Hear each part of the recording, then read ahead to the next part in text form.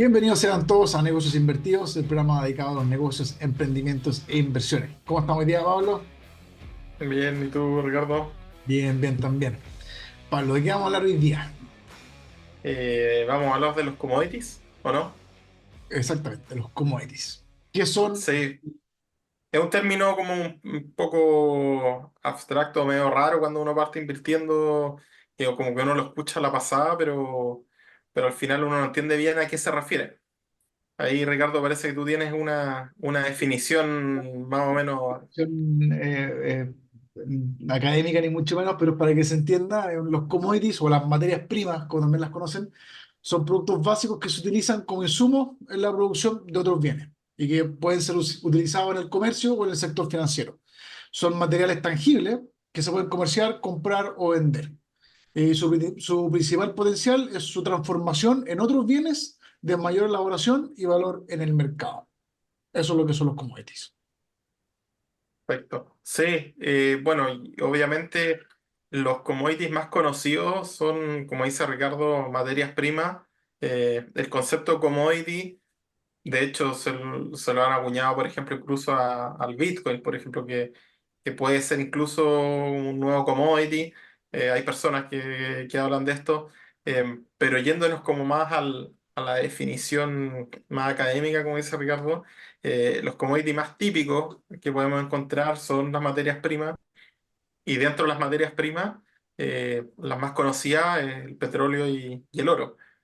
Entonces, cuando uno parte invirtiendo, claro, uno dice invertir por ejemplo, en petróleo, no implica que uno va a comprar un tonel ahí Barril. de petróleo, un barril de petróleo y lo va, claro, a guardar en la bodega, ¿no? Si no se trata de eso. Eh, Aunque en el caso de los metales preciosos, efectivamente, que se corresponde a la plata, al oro, al platino, etcétera, efectivamente una manera de invertir en ello es mediante la inversión física de estos materiales.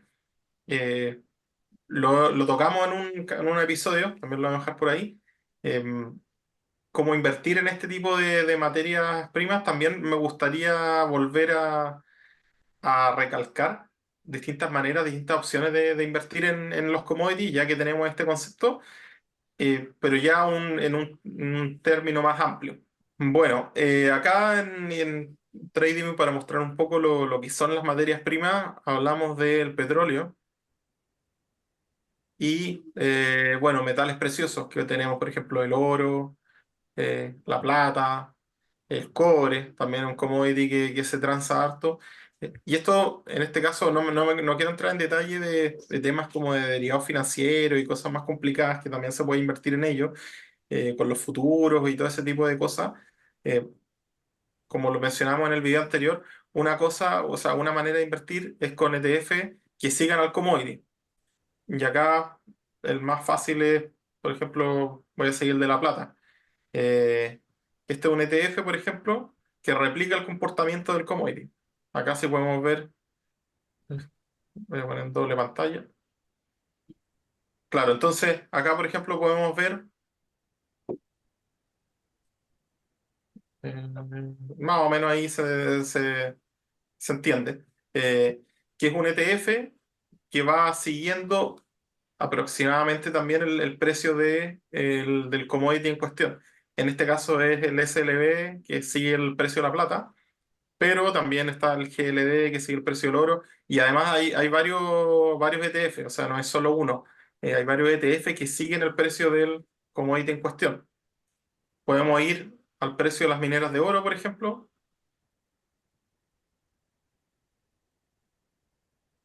que aquí, si ustedes pueden ver,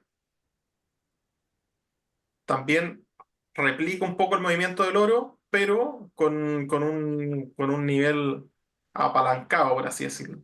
Porque, por ejemplo, Este es de la minera, el de la derecha, el de la minera, sí. claro. O sea, por ejemplo, acá estamos viendo, no logro ver bien, pero imaginémonos que el oro subió cerca de un 22-23%, y en el caso de la minera desde el 14 de febrero, eh,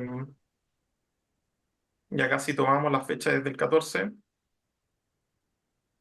llegó a subir un 44%, 43, 44%, el ETF de minera. Ahora, Entonces, este es un ETF que te- no quiere decir que si un commodity sube de X manera, una minera que se dedica a explotar ese commodity lo va a replicar. Es probable que tenga una tendencia muy similar, pero no quiere decir que sea exactamente igual o siempre va a ser parecido, porque también la minera responde a otros factores, tanto del lugar donde tengan inversión, temas internos también de la empresa, regularización externa, entonces también no necesariamente tiene que ser igual. Y un poco claro, la pregunta que te quería hacer es que tú justamente nos comentaste que hay varios ETF de un commodity determinado. ¿Cómo sabemos nosotros cuál podemos elegir y cuál es el correcto o cuál es la diferencia entre ellos? Si hay, o sobre respecto de mineras o es sobre el commodity en sí mismo. ¿Cómo podemos hay diferenciar eso? una, hay una página, por ejemplo, deben haber varias. Yo ocupo ETF esta como de database, donde voy poniendo acá, por ejemplo, este es un ETF del oro, y aquí me va diciendo cuál es el costo, por ejemplo, el costo del ETF, y de hecho más abajo creo que me pone recomendaciones parecidas. Em, Mm. claro, alternativas en metales preciosos. Entonces, ahí uno va sacando ideas. O en el mismo buscador, por ejemplo, también uno puede ir buscando distintos ETF. Esto es como una base de datos de ETF. Entonces, con esa base de datos quizás uno puede partir viendo distintas alternativas de inversión. Fijarse, como dice Ricardo, volviendo a lo que dijiste antes, súper importante que esté apalancado, por ejemplo, en este caso el ETF de mineras de oro. Primero, no quiere decir que siempre vaya a ocurrir así, o sea, si el oro sube el doble, este va a subir cuatro veces. No, tampoco no funciona así. Eh, Porque obviamente que, como mencionamos en el video que explicamos, el tema de las mineras, obviamente que el oro sube, les sube a ellos el ingreso, pero también hay un tema de costo, que hay que ver que efectivamente cuánto pueden mejorar ese costo. Al final, la utilidad que ellos tienen, obviamente, es el ingreso menos costo y ahí entra la juguera también el tema de los costos. Entonces, súper importante eso que dice Ricardo. Como también, como dijo Ricardo, ver el tema de las mineras, la jurisdicción. O sea, yo puedo poner ejemplos en este caso, el oro. Tendría que buscarlos para la siguiente oportunidad, pero mineras que, a pesar de que había un rally importante en el oro, quizás no han estado. Pero como dice Ricardo, la jurisdicción es importante. De repente pueden tener un problema en una mina. Eso también es, ojo. Por eso que es súper complicado invertir en una minera en particular, porque, no sé, tiene una mina gigante donde Un está sindicato, todo súper bien. ¿Ah? un sindicato complicado Bueno, ha para habido, ha esa habido faena. cierres de mina, obvio, o sea, puede pasar de todo, o puede pasar ¿cómo se llama? Han habido accidentes en las minas Claro. en que tienen que cerrar y se van a pique. Entonces, obviamente que es súper riesgoso invertir en una minera y como dice Ricardo, la jurisdicción. O sea, si es que hay un país que de repente quiere nacionalizar, todo entra en la juguera. Por eso que en general los commodities o se va a un ETF a un ETF que sigue el precio del commodity o sea un ETF que sigue más o menos a mineras, pero es como al final al ser un ETF aglomera muchos tipos o muchas mineras para un poco diversificar el riesgo. Claro, es como para Y repartir el así, riesgo en distintas canastas del commodity en particular. claro, o sea, para no, obvio, no poner todos los huevos en la misma canasta. O sea, y como lo mencionamos en el video, para el caso del oro, tenemos a GDX, que es un ETF con mineras más grandes, por así decirlo, con un market cap más grande, más productora. Pero también tenemos un ETF que es el GDXJ, por ejemplo, que son mineras más chicas. Entonces también uno está un poco más apalancado, por Claro. así decirlo, porque si vimos que en el otro había subido 40 y algo desde el 14 de febrero. Acá podríamos hacer el ejercicio y claro, esta subió 50 y algo. Eh, pero también una caída, lo más probable es que sea una caída más fuerte que la otra, entonces también es un tema.